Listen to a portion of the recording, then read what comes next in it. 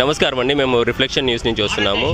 ఇక్కడ ఈ ధర్నాలో ఏం జరుగుతుంది, అసలు ఇక్కడ ఈ ధర్నా పెట్టడానికి గల కారణం ఏంటండి?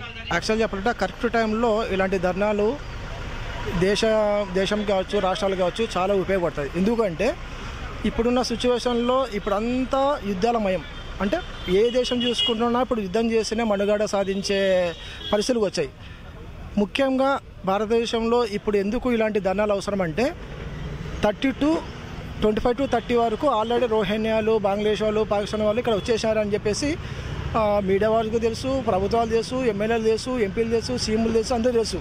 ఇంకా ఓపెన్ చెప్పాలంటే ఇక్కడ పాకిస్తాన్ వాడు పక్కన ఉన్నా కూడా తెలిసినా కూడా ఏం చేయలేని పరిస్థితి వచ్చింది. ఎందుకంటే మా ఇండ్లు సీతాఫలం మండి.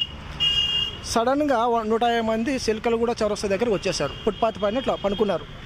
సడన్గా ఏందబ్బా ఒక దేశ పౌరునిగా పోయి అడిగా, మీరు ఎక్కడి నుంచి వచ్చారు, ఏం కదా అంటే మేము ఢిల్లీ నుంచి వచ్చామని చెప్పేశారు. ఢిల్లీ నుంచి సడన్గా ఎందుకు వచ్చారు, ఏమైనా కన్స్ట్రక్షన్ పని మీదనా ఇంకో పని మీదనా అడిగా. లేదు, అక్కడ మాకు పోలీసు వాళ్ళు అక్కడ తరిమేస్తే ఇక్కడికి వచ్చాము.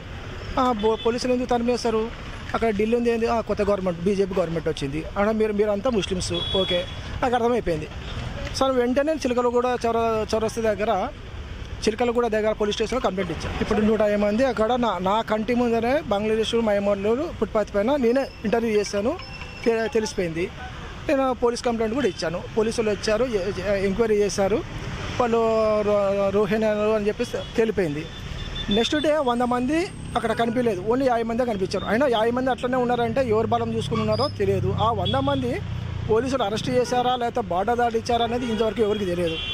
మళ్ళీ నేను పోయి వాళ్ళ ఎంక్వైరీ చేస్తే మళ్ళీ నా పైన సీరియస్ అవుతారు, నీకేం అవసరము అని చెప్పేసి సిస్టమ్. ఎందుకంటే ఇక్కడ సెక్యులర్ పార్టీ ఉంది కాబట్టి అలా ఉంటుంది. ఈ 4 years కూడా మనము ఏం ఎక్స్పెక్ట్ చేయాల్సిన పరిస్థితులు లేవు. ఇప్పుడు ఈ ధర్నా కూడా ఎందుకు చేసామంటే రోజుకి దాడులు ఎక్కువైపోతున్నాయి, హిందువుల పైన దాడులు ఎక్కువైపోతున్నాయి. ప్లస్ రాజ్యాంగం పట్ల కూడా ఎవరికి అంటే ఓన్లీ హిందువులకే రాజ్యాంగం పట్ల అవగాహన ఉంది, కానీ వేరే మతాలకి మాకు అవసరం లేదు, మా రాజ్యాంగం మా మతం మాదే అన్నట్లు వాళ్ళు వివరిస్తున్నారు. అలాంటప్పుడు మెయిన్గా ఎఫెక్ట్ పడేది హిందువులకే. ఇంకొక 1 year తర్వాత 2 years తర్వాత ఎలా ఉంటుందని మాకంతకు అర్థమైపోయింది భారతదేశంలో ఎలా ఉంటుంది.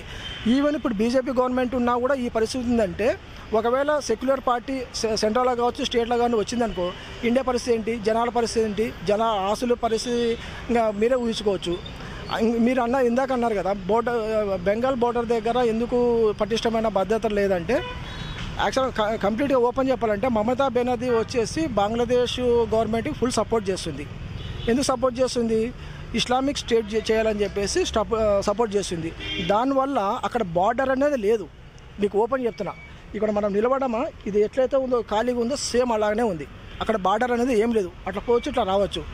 అంటే ఈ యాక్టివిటీస్ ఎంత ఈజీగా ఉందంటే, ఇప్పుడు సపోజ్ ఇప్పుడు ఎలక్షన్స్ ఉన్నాయి, ఇప్పుడు ఏపీ ఆంధ్రప్రదేశ్లో ఒక ఎలక్షన్స్ ఉన్నాయి. బంగ్లాదేశ్లో ఒక 10,000 మంది ఓట్లు వేసిపోవాలంటే ఒక 2 నెలల ముందు 3 నెలల ముందు ఇక్కడ వాళ్ళకి Aadhaar card, pan card, voter ID card కూడా సిద్ధంగా ఉంటాయి. వాళ్ళు ఓట్లు వేసిపోవాలంటే ఒక 2 నెలల ముందు 3 నెలల ముందు ఇక్కడ వాళ్ళకి Aadhaar card, pan card, voter ID card కూడా సిద్ధంగా ఉంటాయి. వాళ్ళు ఓట్లు వేస్తారు, మళ్ళీ వేరే స్టేట్లో ఎక్కడైతే వేయాలనుకుంటారో మళ్ళీ ఆ సెల్టర్ ఇక్కడ దుకాణం సర్దుకుంటారు, అక్కడ పోతారు, మళ్ళీ అక్కడ ఓట్లు వేస్తారు. మళ్ళీ అక్కడ ఏమైనా రిస్క్ అనిపించింది అనుకోండి, మళ్ళీ బంగ్లాదేశ్కి వెళ్ళిపోతారు, మళ్ళీ వస్తారు. అంత ఈజీగా ఉంది వాళ్ళకి వ్యవస్థ. అది ఎవరు కల్పించారు, మన రాజకీయ పార్టీలు, సెక్యులర్ పార్టీ వాళ్ళు ఎందుకు కల్పించారంటే, ఈ ముస్లిమ్స్కి మనం డైరెక్ట్ సపోర్ట్ చేసేలాగా మనకి ఓటు పడుతుంది అనే ఉద్దేశంతో చేస్తున్నారు.